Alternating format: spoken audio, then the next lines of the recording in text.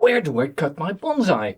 That is a very often asked question, and this is a nice overgrown tree that gives me the opportunity to show you step by step on how I prune this back. What is very noticeable is this very big branch. This branch is growing very long. I didn't prune it in spring, and that is on purpose. And what is the purpose? Well, the purpose is I have this branch here at the bottom that I really want to fatten up. It needs to align with the other branches in the tree. This needs to be the fattest branch, so I've allowed it to extend very long. Now what I can do, I can say, well, I'm going to cut it off, but I think it is too early. Instead, I'm going to just thin out all this growth, because this growth is actually taking light from the rest of the tree. It is stopping air circulation. So I'm removing all of this from this branch. I'm keeping these two lower branches because those two lower branches are going to be the future of my tree. Now, I actually recorded already some of the pruning before I started this video, so let's hop back and see what I did here. All these vertical stalks here, I definitely don't want in my tree. Then these long branches, do I need them? Not really. I don't want this to flatten up all that much at this point. And then here another vertical. I'm just going to prune it back to a side branch. And this here also comes up vertically. I don't want it. And this is a nice little back branch, but I don't want it that long. Everything that is growing down, I take off. And with that, this has been cleaned up. And this I can now do throughout the tree. Not all that complex, to be honest. And in case you are wondering, why did I actually do that recording beforehand? It's quite simple. This is a tree that is in a video that covers over 4 years of growth, from a seed to this. And the video is not out yet. It will come out hopefully over the next 6 to 12 months. If you don't want to miss it, there's of course the option to subscribe to my channel or just revisit my channel whenever you have a chance. Anyway, let us continue in pruning this tree. Now what you might also notice here is this trunk here is a nice old trunk, but there are some cut marks. There's a cut here, very big chop. There's an old cut here that has healed. And there's another chop here all the way on the top. Now, why is this important? In order to heal chops like these, you need to allow the top to grow. That is why I have allowed the top to grow, resulting in this bigger side branch here. That was cut last summer. I need to now clean it up. But first, I'm going to prune back all the other branches. So you're looking roughly from the front of the future tree. And then if I go up from this branch and that branch, there is a branch here in the back. Let's skip that for now. And then we get here to this branch. And I need to decide how tall do I want this to be. Well, this is not the top of the crown. So I don't actually want anything growing vertical. So let's first remove these vertical stalks here and also here. This branch, where does it come from? It is actually a side branch. I'm going to reduce it a little bit. Now I've cleaned this out a little, but you see here there's a lot of growth. Do I still want branches this close to the trunk? Well, here actually yes, I do want a branch because that can fill up this space later. Then this is still okay, but maybe this is actually already too far to the side because I've got a very nice branch here. And if you look here in the back, there is another little branch sprouting here. That's this little branch. So if I take this thicker one out, I get this side branch to develop and this as a long continuation. This way I get a change in direction. That's always what I'm after. And I increase the taper overall. So now the branch comes out, growing basically in this direction. And then here at the cut side, it changes direction into this area. What does that mean for this side branch? Well, actually, this here comes up quite a bit, but I only need a forward going branch right now. So I'm going to take the upward part off. There we go. So now all the growth in this area is coming a little bit forwards instead of upwards. Why is this important? Well, because here you see there's another branch, and with this branch I want to create the space. I want to fill this space. Let's remove the branches that I cut before from the sacrifice, otherwise I get confused with everything that's there. Now this is almost the top of the tree. So here I don't mind having some branches going up, but this one is actually going up and across the trunk line. You see the trunk line is going like this. The trunk line is going like this. And the branch is going like that. I don't want this very strong. A little bit is okay, but then I want a directional change. Now, how do I get a directional change? I use the leaf that sits here. And this is why you actually have to pay attention. This is really, really key to pruning techniques for bonsai. If you look at this branch, this is just a straight continuation, right? Now, in this continuation, you see that at every leaf here, I have a little branch sprouting. The direction of these branches is determined by the position of this leaf. If there's a leaf for you on the left side, then the branch will go to the left. If there's a leaf on the right side, the branch will go to the right. Simple, right? So what does that mean? Well, if I want a directional change from this continuation, because this is long and boring, right? I could wire this out and give it a bit of shape. But I can also say, no, this grows so fast, I don't want the directional change to happen that way. I want to invoke a directional change just by pruning. So I can use directional pruning to decide which direction the branch grows. Basically, every spot where there's a leaf, a branch can occur, and the branch will come out at the side of the leaf, and it will move away from the branch in the direction that the leaf is sitting, more or less. So leaf on the left, there's a branch. A leaf on the right, there's a branch. So you can use that. If you're pruning this, you know where the leaves are going to go. So here, up here, I do want a little bit of branching to develop, because I don't want just a dead crown. And I'm keeping my branches, my leaves, always pointing away from the main trunk line, so I know that the branches will grow outwards. Now here there's an interesting branch that sits below this main attachment, growing down a little bit. Normally I'd say remove that, because branches don't typically grow down. And as I have lots of foliage here as well, this space will be filled over time. There we go. This one really grows back into the tree, and I'm going to remove it completely, favoring these two branches. This one is still so young it can go and move out a little bit. Now let's look here at this branch. This branch is a very long branch. And where does it come from? Well, it sits here at the base of the junction.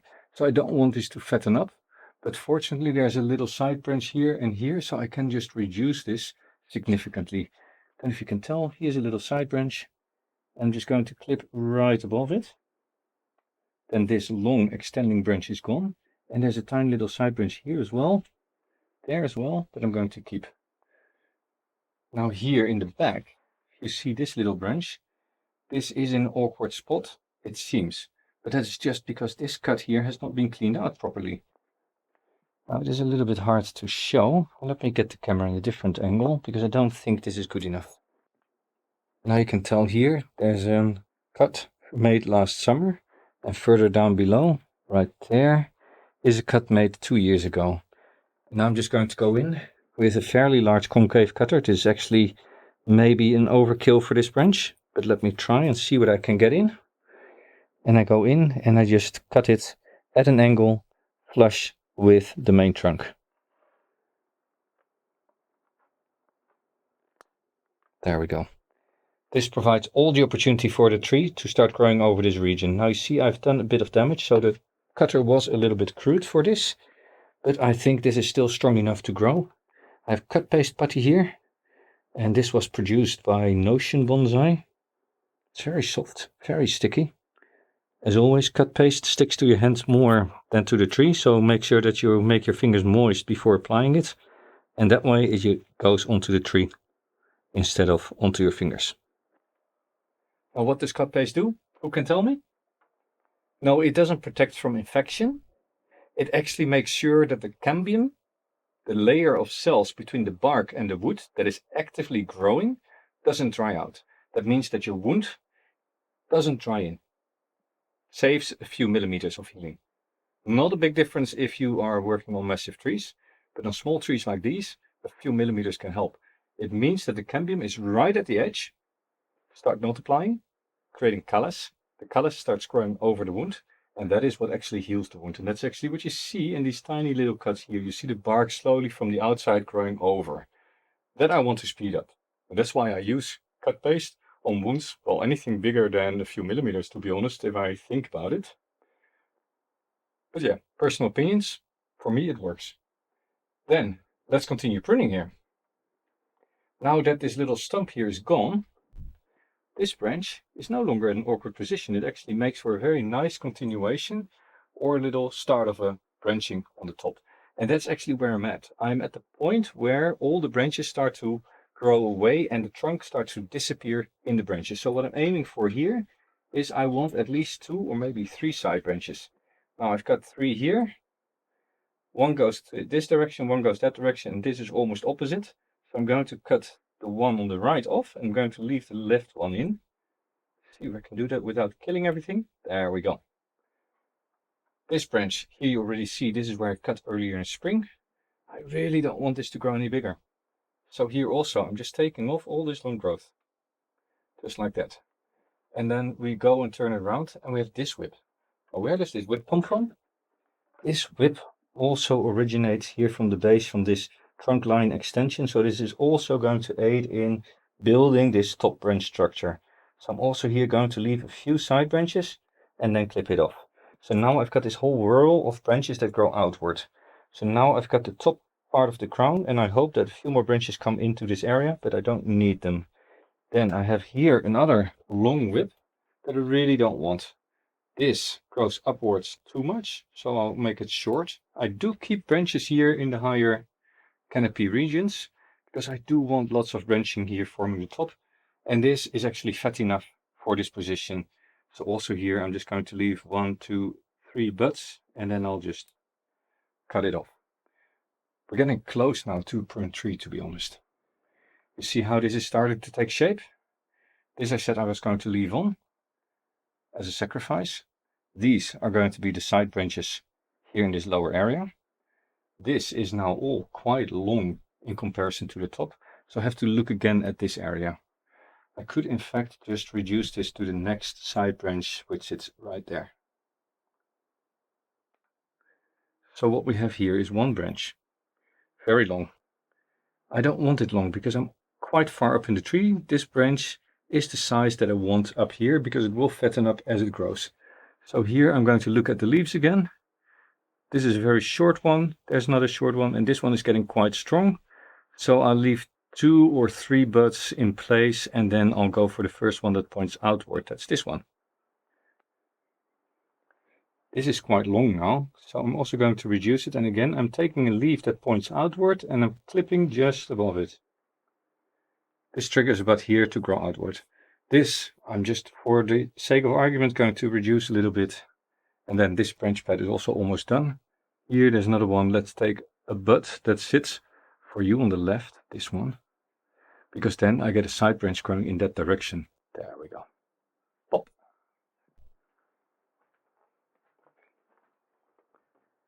Pretty much the same story as the previous branch. Here there are 2 very long whips that I don't want. I'm going to just cut this one on the leaf that points towards me. And this one I'm going to get at a leaf that points the other direction. And actually there is already a nice little side branch. I'm going to use that for now. And then reduce this one as well. Now there's a leaf pointing this direction. So the bud will also start a branch coming towards you, towards the camera.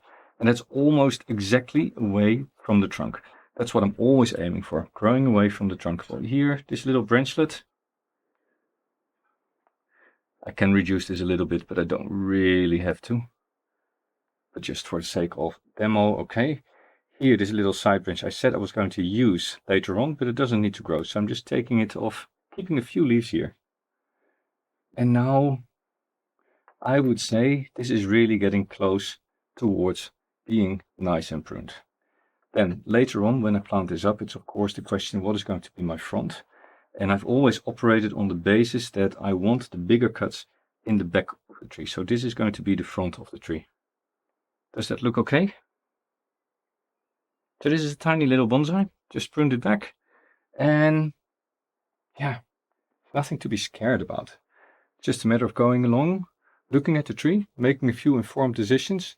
And if you make the wrong decision, especially with an elm, there's always the option to wait another couple of weeks and we'll start growing again. I hope this was helpful. Please drop me a line in the comments and let me know what you thought of this video. If you have any thoughts, suggestions, or maybe wishes for another video, drop me a line And I've decided to leave this sacrifice on for a little bit longer, because if you look carefully, you see that this branch is thicker than that branch, so it can grow a little bit more. Once this has gained strength, I'm going to cut it off and use this as the main side branch. But that is maybe in a couple of weeks or a month. Let's see how this develops over the season. The top I've also cleaned out now, so this is a nice transition.